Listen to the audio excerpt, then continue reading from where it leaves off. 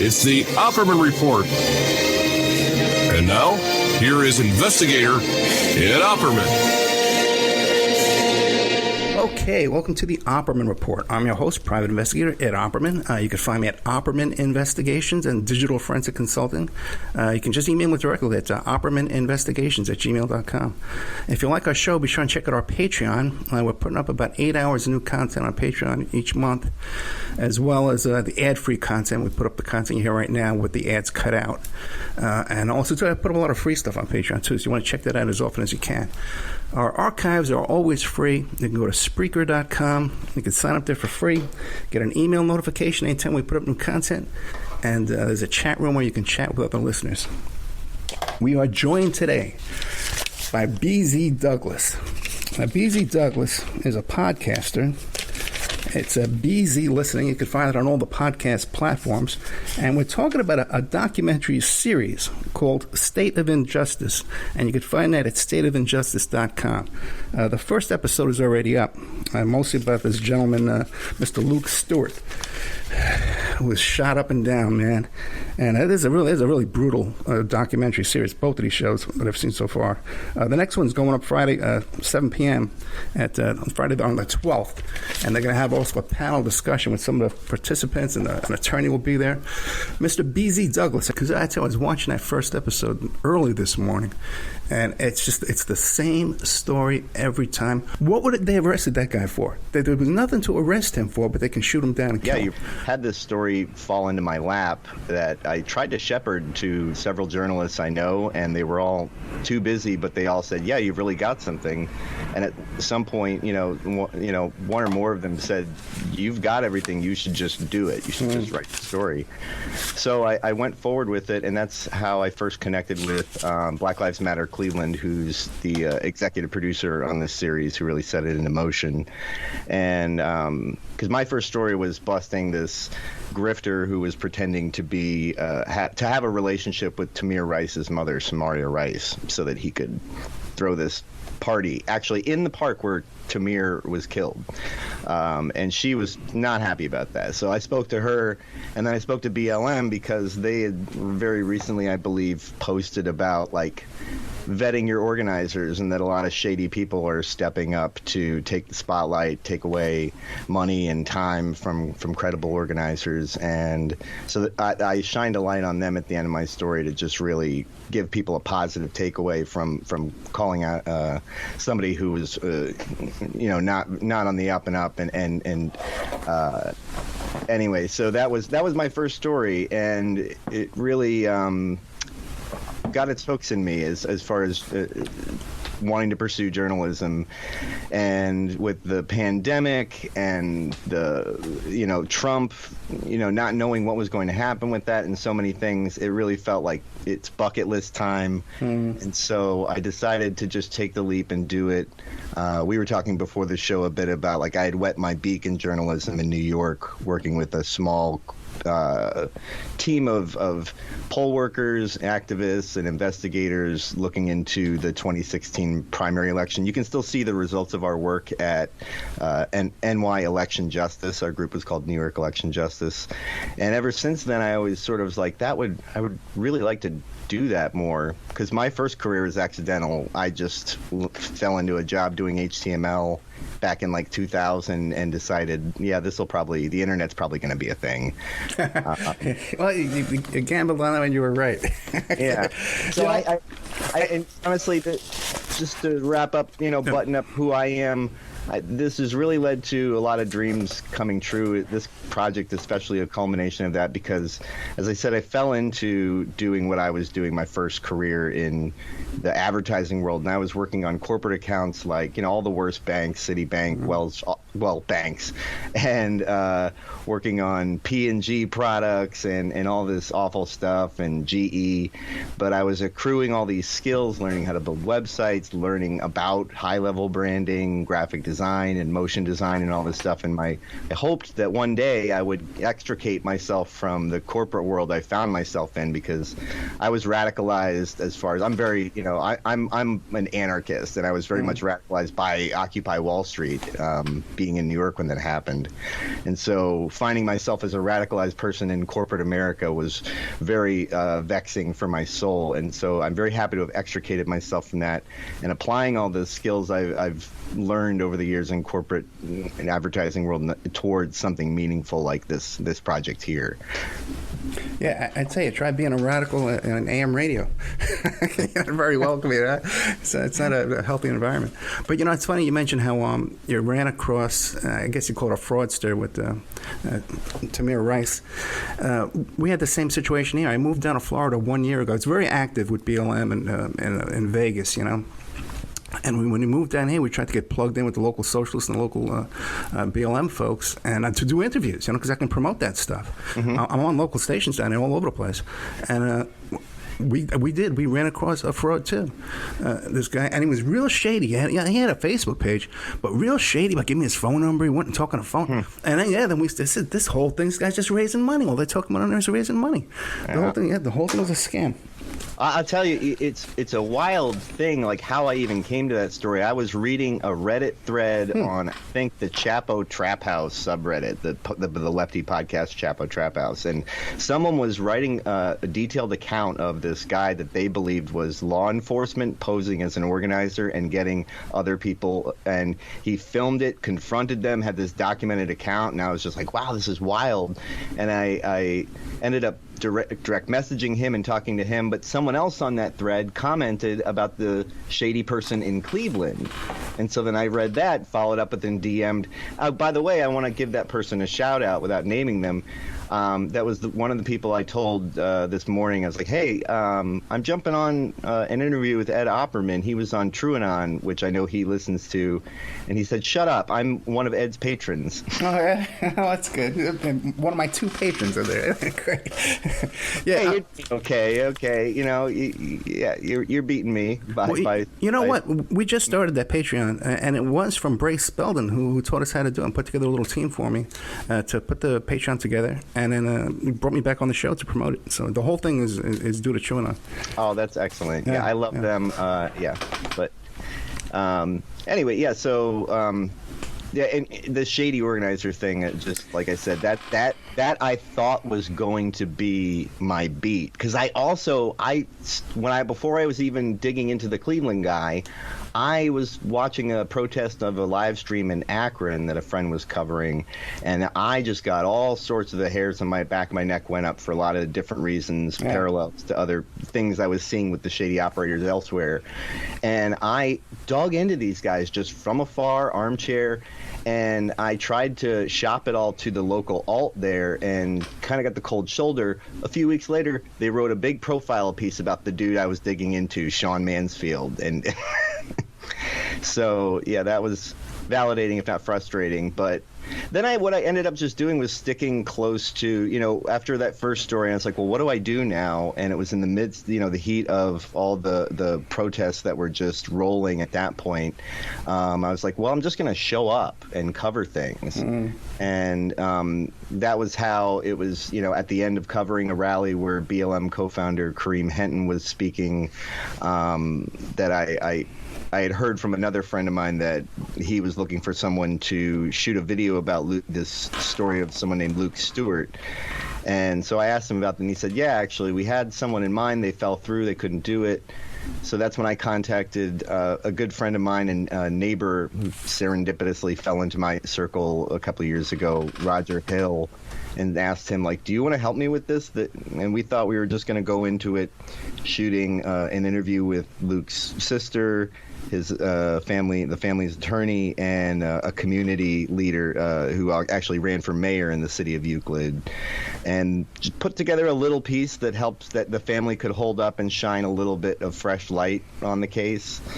And what happened was, as we looked into his story, as awful as it was clear that you couldn't do it justice by telling it in isolation. This wasn't just the story of one bad cop. And I don't know if, you want me to go into kind of breaking down the Luke Stewart case as, my role in all of this has been obviously the lead investigator and producer.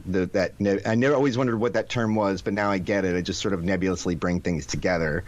But then I'm also the art director who, in the first episode, we only had audio of the officers' depositions of what happened to Luke because they did not, against company policy, turn on their siren lights, which would have activated their dash cams. So we didn't have any video of that. So that was one of the points where I was able to apply skills in After Effects and motion design to do recreation animations of the scenes to give the viewers something to look at as they listen to these officers dryly describe a killing. Before we get into that, why don't you tell us about Luke Stewart? What was he like? So Luke was, just a casual, fun-loving person. His family had nothing but good things to say about him. I don't really, I haven't really gone into much about who Luke is. My focus has really been on who are the Euclid Police, because I think Luke Stewart can just be in the story that we tell of how he died. He's an avatar for anybody. Everybody that has watched this can relate to. Luke was sleeping in his car. I don't know what his night was before. He tried to call a friend to crash somewhere. Didn't happen. So he pulled over on a street that was just blocks away from the police department, actually, and decided to sleep there. Finished his, probably doing the responsible thing. Maybe he had been out partying and he wanted to sleep. But we've all done it. We've all slept in our car. And from there, two officers showed up, and I don't think there's anything that's special to Luke about this scenario that makes us have to wonder, who was he? All of my questions are like, who are these officers and how were they trained to handle this situation the way they did? Well, why don't you tell us what did they do? So it all starts with a suspicious call. Some woman looked out her window and, not knowing what she was setting into motion, just said, there's this car that's on my street and it looks like it's like running lights are on and it's just sitting there. I don't know it. And so the first officer dispatched was Louis Catalani. He shows up, shines his light in the car. He sees Luke sleeping. He says that he saw a part of a marijuana roach and a screw top wine cap. So his reaction to this is not just let the man sleep. He calls in Officer Rhodes and preordains to Rhodes, who's the more rookie of the two cops, but they both joined the force. I have photos of them. They were both sworn in on the same day about a year prior. So he calls Officer Rhodes, says, we're going to take this guy out of the car. That's just, Rhodes shows up. That's what he's, supposed to do. So Catalani, once Rhodes shows up, Catalani knocks on the window 3 times, waves. Luke pops up. All he sees, by the way, is a silhouetted man. There's no red and white light or red and blue lights. They have their takedown lights, these bright white shining things, and a floodlight shining right onto Luke's car. So all he sees is a silhouette. And he just sits up, starts the car, and gets ready to go. And that's when Catalani immediately opens the door and starts trying to pull Luke out, with wrapping his arm around Luke's head in a very painful move they called a mandibular angle. I watched some police training things on how this is supposed to be done. I think he screwed it up. So he's pulling on Luke, and then Rhodes jumps into the passenger side and starts pushing Luke in this push-pull thing that apparently Euclid Police have done to a lot of people with maybe more success. But it doesn't succeed, and Luke gets the car in gear and starts moving. Catalani breaks off because the car is actually going to hit his car the way it's positioned. And so Luke starts driving. Rhodes has now decided to jump all the way in the car with him. And this is where I really like to, we don't say this in the documentary, but as someone who's absorbed this is where, for me, I've taken the time to do a imagining of this whole scenario of where this could go differently. So what happens is Rhodes gets in the car, he starts punching Luke in the face, and all Luke says through this whole exchange is "nah, N-word." We're on the radio, so but he just says "nah, nah, nah," and Rhodes starts punching him in the face with his fist. It doesn't work. He tries tasing him, but doesn't disengage the safety, and so nothing happens but needles fire in. So then he starts punching Luke in the face with the taser. Then none of this happens. They keep struggling the whole time to get the car into neutral park. And that's when Rhodes decides that the only thing left for him to do, because he says he's afraid he's going to be thrown out of the windshield of a car that both him and Catalani attest isn't going faster than like 30 miles an hour. So he decides that the only thing he can do is fire 2 shots into Luke's chest, one into his neck, and I believe another one into his wrist. And then Luke dies. And it's so, you can't tell me that you can't imagine a scenario where an officer that was properly trained, Luke was unarmed. There's no reason Rhodes couldn't have buckled his seatbelt, sat down next to him and said, okay, whoa, all right, things got out of hand, we woke you up, let's slow this down.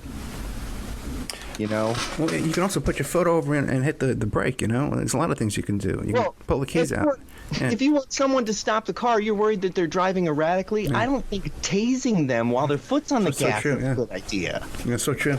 And you have to keep in mind, too, I know that at least one of these cops didn't have a regular, he was wearing camo and a wool cap, a wool hat, not a police hat or a ball cap type hat or a police uniform. Were they both wearing the camos? As far as, what we can tell, it was, they were wearing like the wool caps and the fatigue jackets. It was very, they were very dark. And if there was a shiny badge, it was, most likely obscured, but definitely not on their heads. And from the footage we have we only have footage of the immediate aftermath when the EMTs are arriving to take Luke away. But we can see some of the officers there, and it's skull caps, black jackets. Yeah, none of this, man. Like, even if he was, intoxicated, using drugs, whatever, driving impaired, and erratic driving, or even attempted homicide with the vehicle, if you want to really stretch this kind of thing out, or evading, none of those are death penalty, crimes that would justify, murdering somebody in the street like that. Absolutely. And the fact that he was like, you look at a map, and I've gone there and I visited driven it, and he was blocks away from the headquarters of the Euclid Police. You're telling me these 2 cops couldn't have watched him drive away and said, like, we have a possibly intoxicated driver heading north past all of our cars?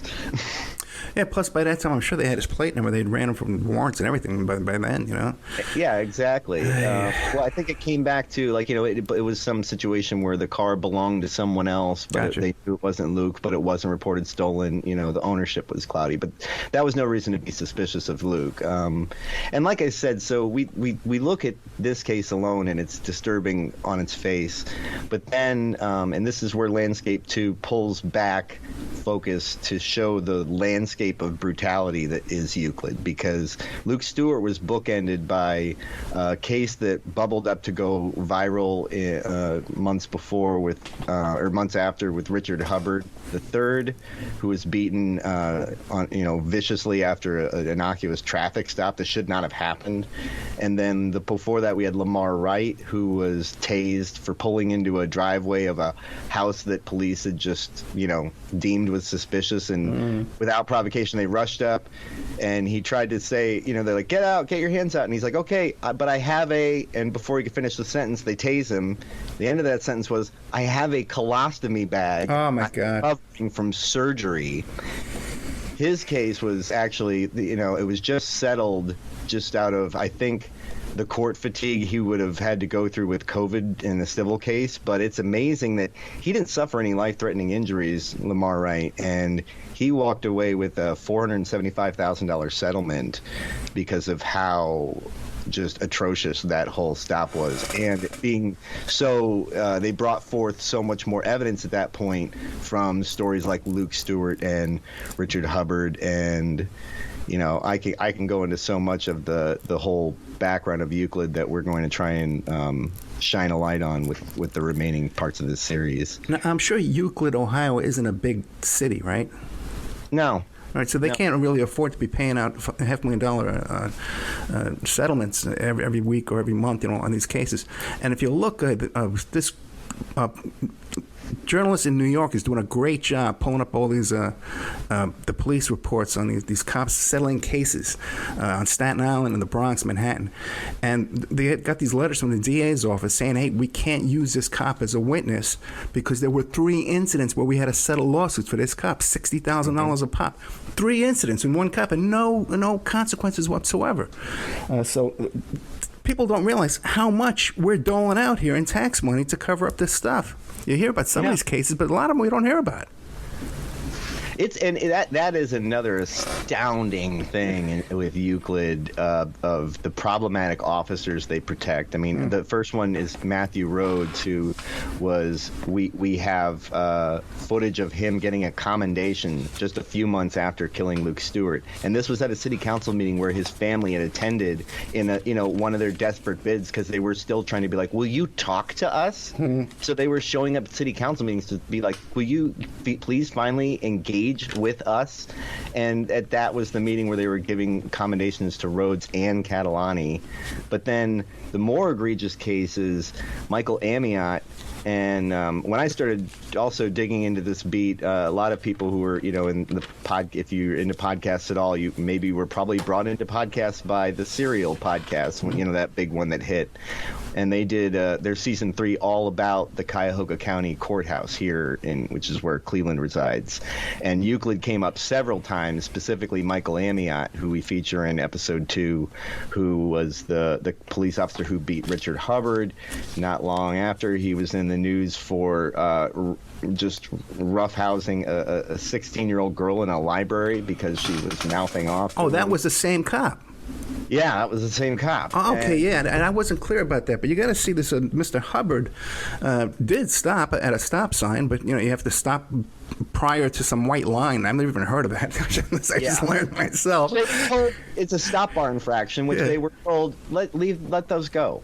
They weren't even supposed to enforce them. So he totally decided arbitrarily and against policy to use it as a pretext to pull over Richard Hubbard. Yeah, for some reason tells him to get out of the car, And the cut you saw that episode, that's what it's missing is the graphics that identify and sharpen up those things. So okay. I understand why you were like, oh, that's the same guy. Yeah. The scene where he's beating up this little girl, there's no excuse for that whatsoever. And because she called him bruh is what ticked this guy off and got him upset because he wanted to see her ID and look inside her bag. She says, "No, bruh," and that's what got this guy set off. Man, it's fascinating. And then he also beat in the Serial season 3. They focused on a gentleman named Amirius Spencer in his case, and that was Michael Amiot. But the craziest one that actually we had some breaking news hit just last week was we feature in episode 3 Don Ivory, who was an officer that was convicted of domestic violence charges, and so he was fired as an officer, but then through arbitration got his job back. Yeah. Not only that, the Euclid Police. So in our investigation, when I started digging into this, they have a YouTube channel. So I just downloaded the whole YouTube channel and looked for anything I could find that would be good footage or worth archiving. I find Don Ivory as part of their series Books with Badges, reading Just Going to the Dentist, like some children's bedtime story. Last week, Don Ivory was indicted on multiple counts, one of which includes sexual assault of a 13-year-old. So this is the guy with the domestic violence convictions. Gets his badge back, and then they sent him to some program where he's going to schools to read stories. No, it's not his program. Luckily, that wasn't it. It was just on their YouTube channel. They have all sorts of propaganda, like, look, we're cops reading bedtime stories, or they just hang around and BS and do things like that, trying to make them look affable. I was shocked by that alone when I was like, wait, this is the same guy with the domestic violence thing, and this video was posted after that. Now, let me ask you real quick. This chief of police, Scotty Meyer, is he appointed or elected? He is appointed. The chiefs are appointed, I believe. And there's a lot of passing the baton with Ohio police. Real quick, I have a note here because I want to plug a book for just everybody. It's a great book that is gone wildly unrecognized called Blue Mafia. and it's you should have the author on sometime, Tim Tolka. He's a great guy, but it's I've the story. had Tim Tolka on the show. Oh, you know Tim Tolka. Okay, great. Yeah, so Blue Mafia is like this fantastic roadmap for how a lot of corruption works in Ohio, and the cozy relationship between prosecutors and really problematic officers that just do their bidding. I mean, you got to know this. You've the beats you've been on, and just a little bit I've been able to take in of your awesome catalog. So yeah, I know. I've had everybody on. That's the problem, though. You know what I mean? I can't find new guests. But Tim Tolka's been on the show. You can go to the Spreaker archives and look up Blue Mafia, Tim Tolka, Tolka, and that show will pop right up. Let's take a commercial break. Okay, we're here with BZ Douglas. You can find him at his website, bzdouglas.substack.com. And you can find his podcast is called BZ Listening, which is a pretty cool name, BZ Listening, okay? And it's on all the podcast platforms. You can find them everywhere on there. We're talking about the film State of Injustice. So you go to stateofinjustice.com. And Friday night, the 12th, at 7 p.m. Eastern Time, they're going to be playing the new live second episode, and then there's going to be a panel afterwards. So we'll be right back with more of BZ Douglas after these messages. Okay, welcome back to the Opperman Report. I'm your host, Private Investigator at Opperman. We're here today with BZ Douglas. You can find him at BZ Douglas. And by the way, that's just the letter B and the letter Z. BZ. It's not BZ like B-E-E. It's yeah, just BZ Douglas, yeah. I used to do like the B-E-E-Z-Y when I put it, but then people would sometimes put an R in there and think I was Breezy Douglas. So I just made it simpler, and that was a nickname that was given to me when I was like doing like stand up at open mics, and I hung out with this crazy Texan who ended up blowing up now. His career's going great, Charlie Crockett, but he was crashing with me, and he'd be in the other room and just be like, "Hey, Beezy, get in here, listen to this thing." And then when I started playing music, I just was like, oh, that's a better name than Brian Douglas for like playing music, and my advertising brain kicked in. I'm like, plus Brian Douglas, no one will ever find me. Whatever. Oh, forget that. Yeah, there's 10,000 will come up. But we're talking about the film stateofinjustice.com. You can check that out. There's 2 episodes will be up by Friday night, 7 p.m., Friday the 12th. BZ Douglas, you can find him at substack.com. And BZ Listening is his podcast. You can find it at all the podcast platforms all around there. What about this Scotty Meyer? It turns out that he's never met a crooked cop that he doesn't like, right? There's 0 civilian complaints that he's ruled in favor of the civilian. Mm-hmm. Yeah. And not only that, the other big issue that kind of foundationally goes to like holding the chief accountable, but this is where it opens up into, I think, the thread that could carry us throughout Ohio, which is training. And this was an issue that came up in Luke Stewart's case, and then more in Lamar Wright's case, where they discovered that in the training that Euclid gives its own officers in the use of force part, they have like these comical graphics of, like the men's room, women's room type figures of a SWAT officer beating another figure that's down on the ground, and it says, protecting and serving the poop out of you. And also inside of it was a link to, they played for all the officers this Chris Rock sketch, which was how, from like 2001 or something, like how not to get your butt kicked by the cops, which was a whole, a lot of advice that boiled down to like, don't be black. Yeah. And they were not sharing it, I think, in a way that was appreciating the irony Chris Rock was going for.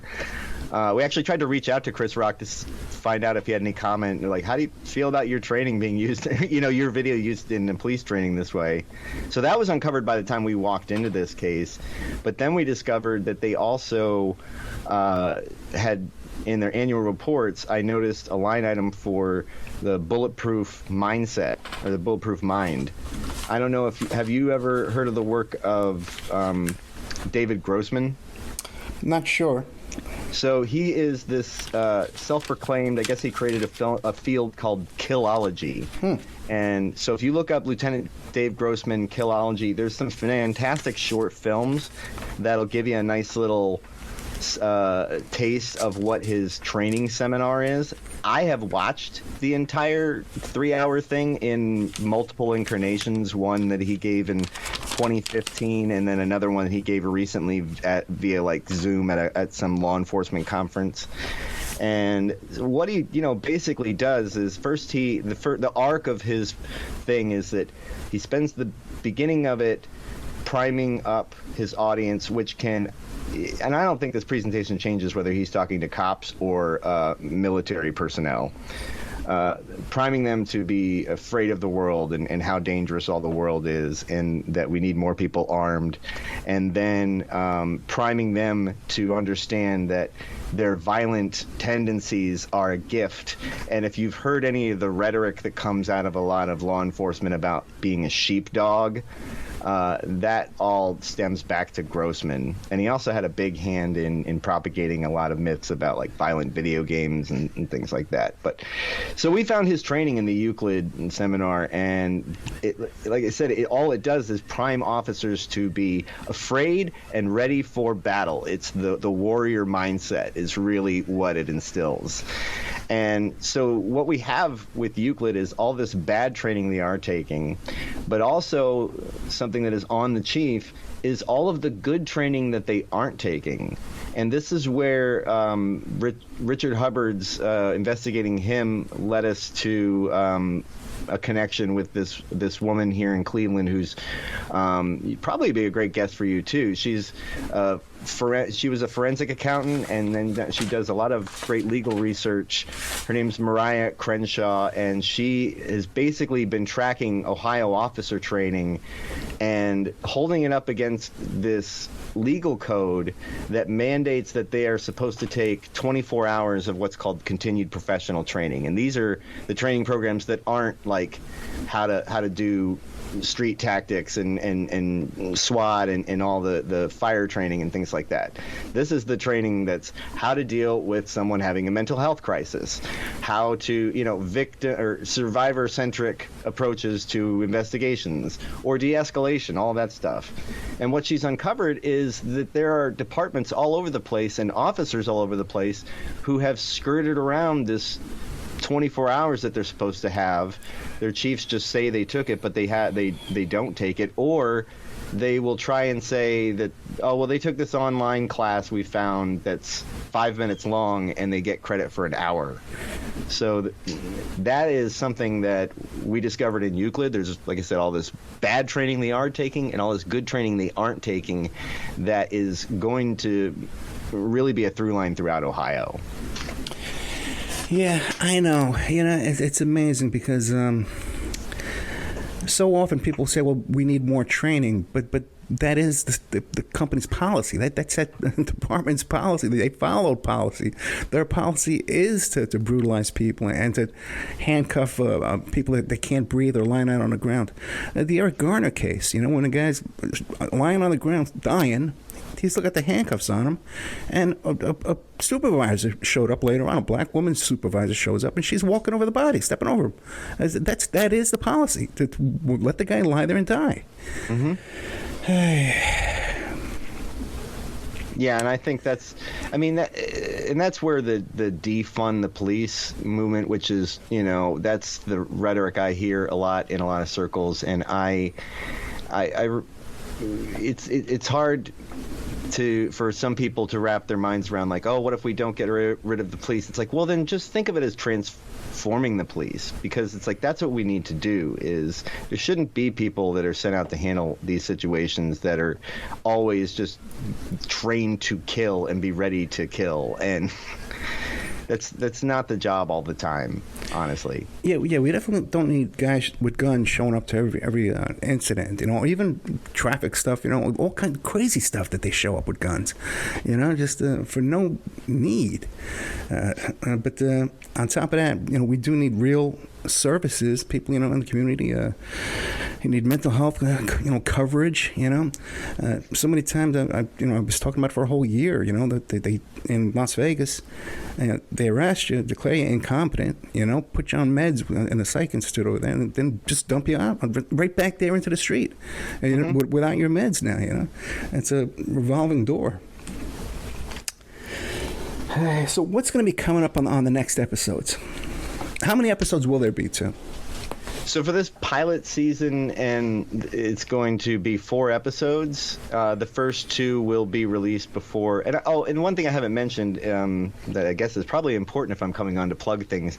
So we have an Indiegogo campaign that we're trying to raise money mostly for just the funds of completing this first season.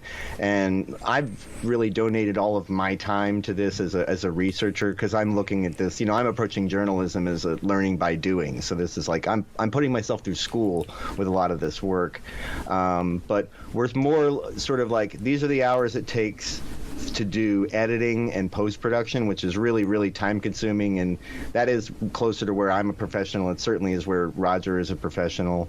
But the goal is to also raise enough money so that I can spend time building a really comprehensive website that will serve as a supplement to allow this to be a living project versus the documentaries that are just sort of like, we looked at the story and that's the story, and good luck from there. We really want the website to be a continuation of it, honestly, and if we need to come back and update it and tell more about Euclid, we'd like to do that. But as I said, the same way that Luke Stewart was a gateway into bigger problems with Euclid, it became very apparent that Euclid is a gateway into many big problems with Ohio. So our goal with this, if we can, fund this season and set ourselves up in a good trajectory, is to keep doing this. I would like to set our sights on East Cleveland next. I've already, if you go to my my YouTube channel is also available. If you go to the Substack that I plug, bzdouglas.substack.com, most of my video reports, because I also function as a multimedia journalist, are on there, and several of them are related to some pretty shocking stories out of East Cleveland that have happened just on my watch. I have a great one about this. If East Cleveland has like a supervillain right now, it's Officer Larry McDonald. There's so many bad stories with him. One that I reported was he basically was busted in the evidence room walking up to a pretty decent cop who had just had a marijuana seizure of a sizable amount, and said, "Hey, can I get some of that to take home so I can give it to my girlfriend and get laid?" And the cop kicks him with his foot to be like, "Hey, we're on camera."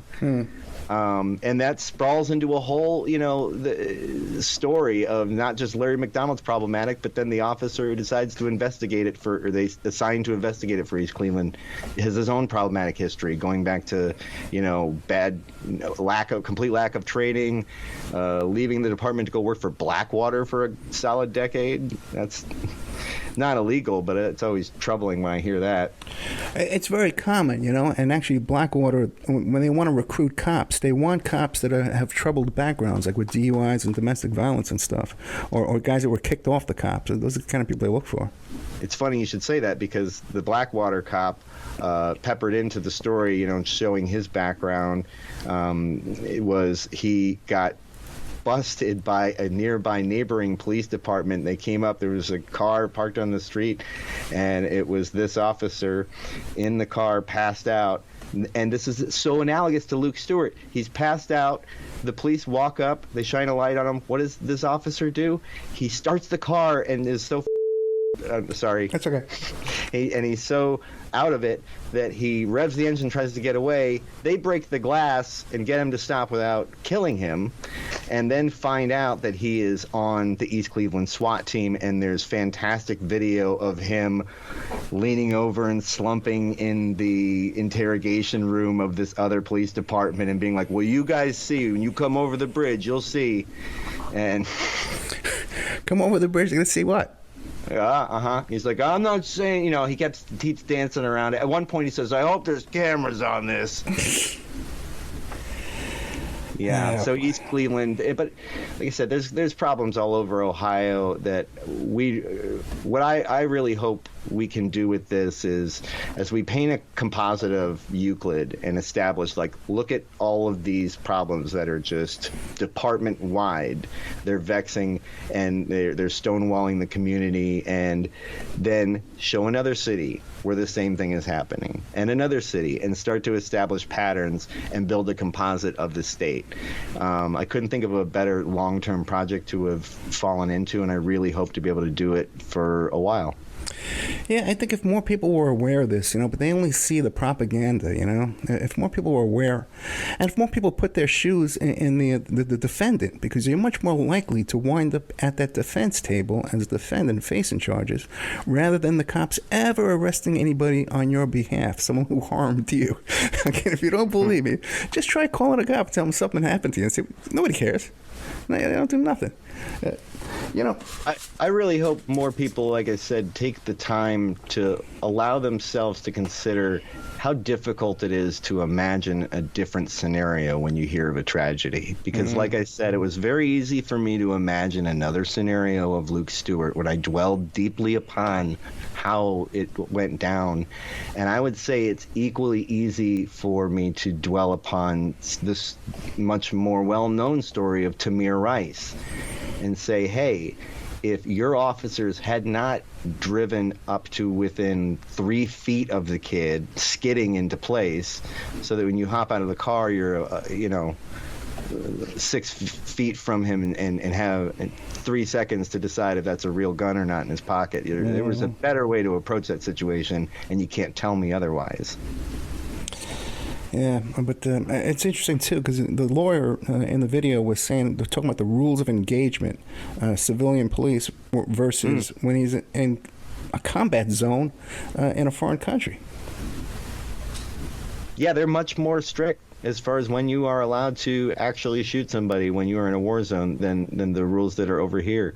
Honestly, so it's disturbing that that's not some sort of positive byproduct we get from the military to police pipeline as they come back with some, but. Yeah, you think they'd come back with some hesitancy, but now it's the other way around. I got to tell you, too, man, if you look at the statistics, and I've done a whole show on this, you're in the military, you have a VA loans, you got free college, all this stuff like that, and still you wind up with the highest suicide rates, the highest drug abuse rates, the highest arrest convictions, or divorces. Yeah, and this is the pool that we take, like you said, from the military into the police force. 60% of cops were in the military.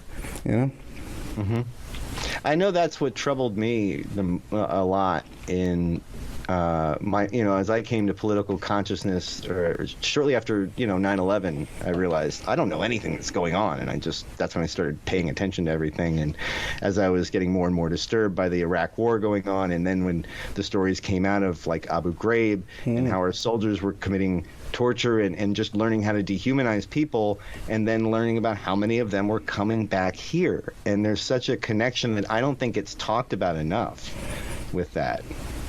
Yeah, and the huge number of rapes that take place in the military for both men and women. It's, if you're not getting raped, you're raping somebody, basically. It's a pretty drastic statistics there too as well. Hey, so we're getting toward the end here. What would you like to leave us with? Well, I just hope everybody watches the thing at least. That's the main thing. If you contribute to it or you share that's all great, but we've put so much work into it. I hope people just watch it and know the story. And what my big takeaway of all of this, working on this and how I've been engaging with politics and social issues in the last year is everyone, I think, needs to let go of the national conversation.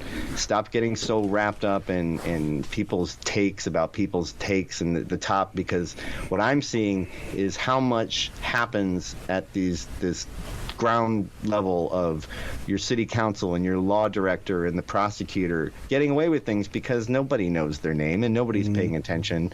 And that was my goal politically, like a year ago, before I even was going to shift into journalism. I was with having my heart broken again with Bernie, getting pushed out through however we want to throw around the epitaph for that campaign. It was done again, and I was just like, why do I keep paying attention to this? I need to go local. I need to feel like I'm affecting some actual change and pay attention to more what's happening in my city, in my county, in my state. And that's where my journalism has really focused, is like, who are the victims in these cities? And binge watching city council meetings. Like, I found a new Netflix show for this project. It just made me recognize that if more people are paying attention and they feel that heat, not just when something bad happens and you show up to show outrage and then it gets to simmer down and they can get back to business as usual. Yeah, you got to keep the pressure on. Otherwise, they'll just go right back. We even had, we had an I Can't Breathe case in Las Vegas. Byron Williams, and again, video camera, body cams. And after the medical examiner ruled it was a homicide, Wolfson, district attorney there, the press called him up. He just hung up on him, So, got to keep the pressure up. All right, well, we are out of time. This has been a great time here with BZ Douglas, bzdouglas.substack.com. If you go to stateofinjustice.com, like I said, right now it'll take you over to the Indiegogo where you can donate. But this Friday, 7 p.m. on the 12th, you'll be able to go and watch the second episode over there and keep an eye on all the new episodes coming up. BZ Douglas, thank you so much. All right, thank you, Ed. Good night.